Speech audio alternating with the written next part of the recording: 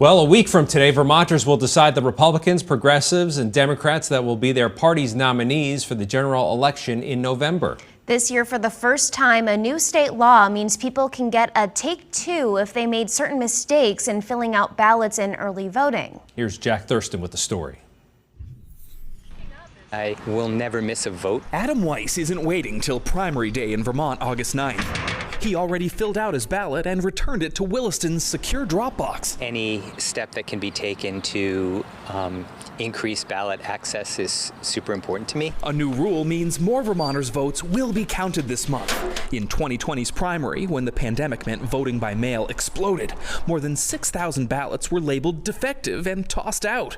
That was more than 3.5% of the total. Your name, your town, you sign. The biggest problems? People not signing their ballot envelopes or not properly returning unvoted ballots. See, if someone here votes as, say, a Democrat, they have to give back blank ballots for the Republican and progressive parties. Something was missing. But under a change to state law, people now have a chance to what's called cure defective ballots.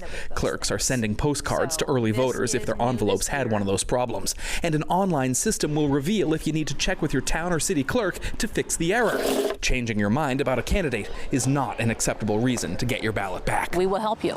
Sarah Mason is Williston's town clerk. She has seen far fewer ballot problems this summer than in 2020, chalking that up to voters' experience and to clearer guidance on return envelopes. Tracking down people for fixes does mean extra work, but Mason says it's the right thing for Vermont to do. There are a lot of places where they just try to restrict and make it even harder for you, and that just doesn't seem right. So I would say it's working and working well. Vermont's outgoing Secretary of State tells us a week out from primary day, 260 of 444 faulty returned ballots had been successfully cured. That is 260 votes in the past elections would not have been counted because of an error in how they returned it. Now it works. But not every defective ballot is going to be fixable. The clerk's office tells us it has received a handful of ballots here at the drop box that have had no return address, no signatures, no way of knowing whose ballots they were. So those can't be counted. That's another reminder that with early voting, you have to read those voter directions very, very closely. In Williston, Jack Thurston, NBC5 News.